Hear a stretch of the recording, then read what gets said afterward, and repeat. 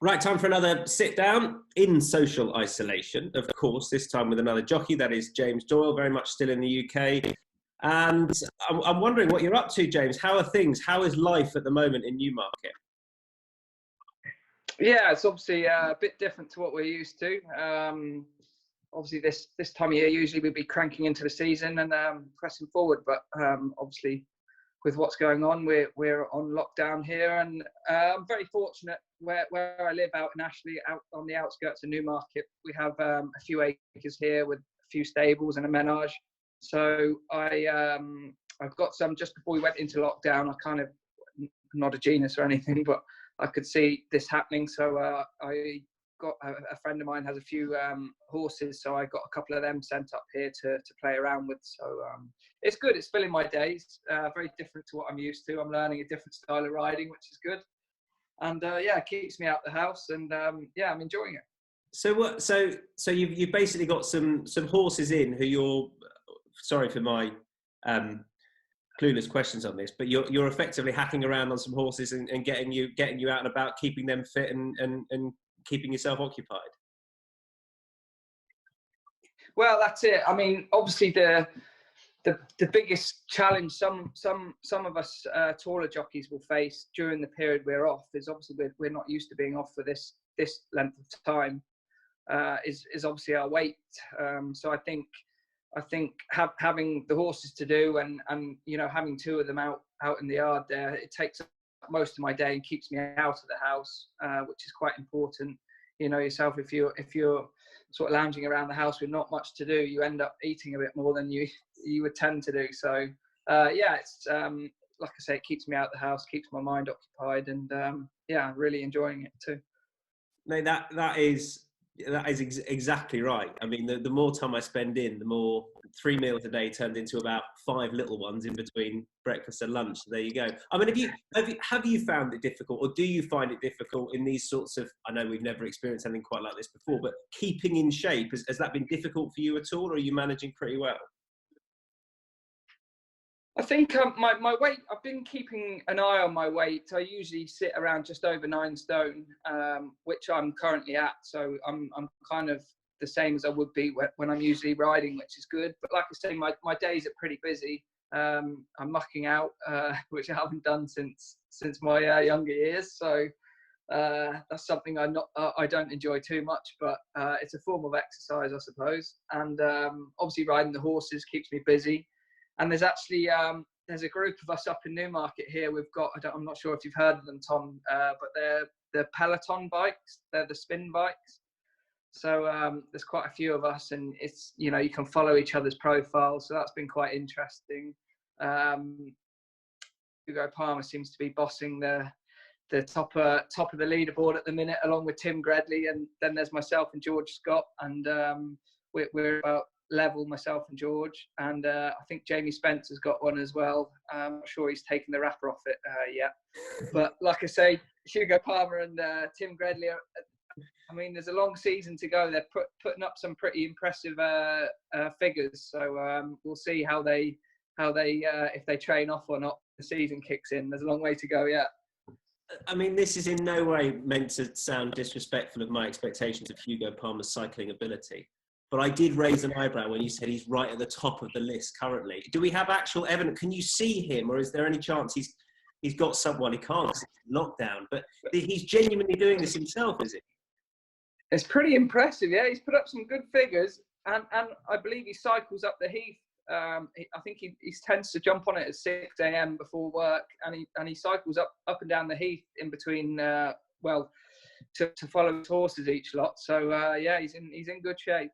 It's a bit embarrassing when I guess the trainer, the owner, are doing better than the jockey. But like I say, there's a long way to go. So we'll see how they train on. Yeah, it shouldn't be that way. Maybe you guys are just biding your time that little bit better. I'm fascinated by that. So Hugo's going to come out of lockdown looking svelte and absolutely trim, and all you lads are going to be concerned about what weight you've got to be doing. But look, it's good to hear you. It's good to hear you staying in good shape. I know you've got to. Do you do lots of other things as well? I saw you Instagram wise. You had a new app, I think, that you were talking about on there that sort of PT sessions? Are you doing a few of those as well? Yeah, a friend of mine has created this. It's called Base PT. So it's pretty good. It's like you can do 30 minutes or an hour, basically as we're talking to each other, but you'll be speaking to a live personal trainer who will interact with you. And it's good. See where I have to be careful. As obviously I'm quite tall, so I do need to be careful what weights, lifting heavy weights and stuff like that. I do have a gym in the garage, but I think at this time I'm probably better just sticking to the cardio. So between the Peloton bike, racing the guys on the Peloton bike, and using the personalised PT app. Yeah, I'm in pretty good shape, I feel. Obviously, it's nothing can substitute for actually race riding, but yeah, I think we're all just trying to keep ticking over without doing too much. I think when we do get the green light, then we'll step on it a little bit more. Is there any element of, I mean, obviously, lots of you guys will have been out for sustained periods with injuries before, but sort of not having race riding experience, is there anything that worries you or that you're unsure about when you do finally go back to race riding, perhaps mentally, that sharpness you need? Do you think that all of you will be suffering a bit because of the lack of race riding? Yeah, I mean, I think that's it, isn't it? Whether you come back from a long suspension or whether it's been an injury, I think nothing like race riding can prepare you mentally or physically for race riding. You can do as much. I remember William Buick; he'd be one of the fittest jockeys riding after his spell on the sidelines. He was in pretty good shape. He said he felt like he hadn't been as fit then in his whole life, and he said it still even took him sort of 5 rides just to really switch on mentally and physically get going. I think that's the beauty of it. I guess we will all be in the same boat really, so it'll be interesting to see how everyone compares. But yeah, I think broadly we'll all be in the same boat really. James is back with us, which is good.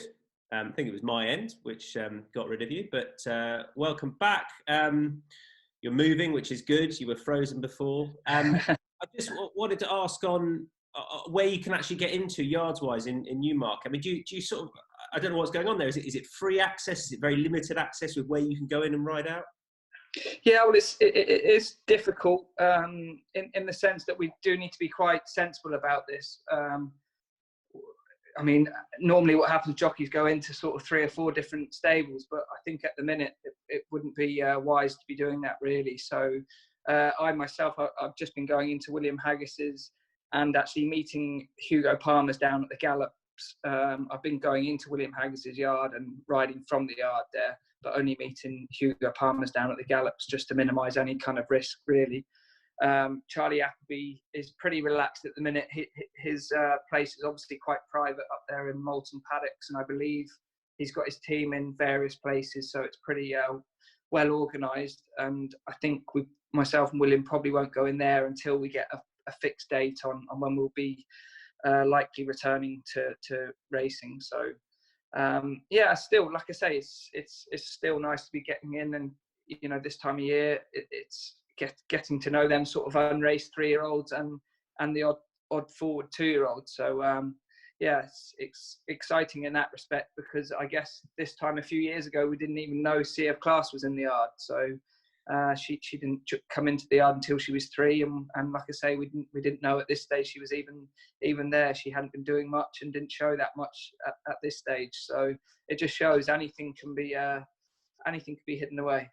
I love that positivity. I genuinely, that put a smile on my face to go, actually, it's not all doom and gloom. I suppose that, I mean, one horse, obviously, you rode a fair bit last year was Pinatubo, and I feel in some ways not that I want to sound negative, but we have just been slightly robbed, haven't we, at this early stage of the season of seeing that highest rated 2-year-old come into that 3-year-old campaign. But there's nothing we can do about that. And I suppose we've all just got to be positive into looking into the back end of the year and hope that we get to find out what we're expecting about these horses. Exactly. It is tough. Like you say, it's for us involved in the sport as heavily as we're, but when you actually take a deep breath, sit down and think about it, it's, in the grand scheme of things, it's not the be all and end all. But when it's our passion and you're so close to it and you want to be out there, you know, doing what you do best, and it is quite frustrating. But what can we do? Like you say, I think the main aim will just be getting back to racing, having racing in some form, whether it's in regional areas or behind closed doors. But as soon as we can get up and running, it'll be a step forward to the future. But it must be very difficult. I feel it must be very tough on the trainers like Charlie Appleby, who like you say, has Pinatubo there, like how he sort of works out his campaign and how he trains him at the minute with no green light on when we're going to press forward. It can't be easy for those guys as well. So look, we'll just have to see what happens and cross everything and hope you know, we can get on top of this virus sooner rather than later, and we can get back racing as soon as we can. I mean, it's tough, isn't it? Because I've spoken to a lot of people and they're, oh, it's boring, but it is boring, but it is what it is, and we have to be so thankful to everyone that is on the front line, the NHS staff that are doing all the fabulous work they are, and think about that when we are thinking about, we should be preparing for the Guineas and stuff like that. I guess there are widely more important things than racing at this moment in time, and we can become quite blinkered, I guess, when we're that heavily involved in the sport. Massively, and I think it, as you say, it puts it all into perspective as to I mean, the bubble we talk about that we do live in, and day to day, and the classics are being postponed and what's going to happen with Royal Ascot, but really, in comparison to everything else going on, then it puts it all into perspective. Look, I hope we're racing it sooner rather than later. If you'd have told me 2 months ago, I think the last time I interviewed you on course, the next time I'd be asking you questions would be behind a computer in lockdown, I wouldn't have believed you. But I'm looking forward to shoving a microphone in front of your face in the winner's circle before too long. Yeah, exactly. I don't know where it's going to be. And I think you'll have had a fresh trim by then as well. You're sort of. I hope so. It's getting a bit out of control. There's a few greys in there as well, which I think have appeared over the last few weeks out of frustration. But yeah, exactly. Like you say, hopefully it all goes as planned, and we can get racing as soon as. Yeah. I know you did something online with your sister recently. Is she still in the States at this very moment in time? She is indeed, yeah. So she's lived out there, for 5 years now. She moved last week from she moved from Fairgrounds, which is New Orleans. She drove up to Kentucky, which is a 14-hour drive, which she didn't think anything of, and she did it in one hit, stopping a few times to fill up. So yeah, she's up in Kentucky now. She's in good form. She has a horse as well that she takes everywhere with her. So she keeps that at a farm nearby. So she's filling her days up, going down to the farm, playing with her horse and doing various bits and pieces to the house. So she's in good form. We try and keep in contact as much as we can. We did like you say, we did a sort of live Q&A a couple of nights ago. I think it went on for about 50 minutes, and I must have spoke for about 5 of those 50 minutes. So she's obviously she's been quite lonely, I think, because she didn't stop talking. But was it always like that in the Doyle household? Is that sort of a regular occurrence? Pretty much. I mean, the guys, Ali Barnes and the guy from America, suggested that maybe we should have my mother and my sister. I said I might leave that one to them. I wouldn't even get 5 minutes in. No. Yeah, I can. Do you know, I haven't met your sister, but I have your mum, and I can imagine that would be tricky for you to get a word in. But there you go. Very, very. James, thanks ever so much. I'll let you get back to your horses and make sure you don't pass the fridge and open it on the way out there. Very important, as you were saying. But thanks ever so much. Keep well, and look forward to seeing you back on the racecourse soon. Good luck with the Peloton. Can you overtake Palmer, please? That's crucially important. I'll try. It won't be easy. Thanks, Tom. Thanks for having me on. Bye-bye.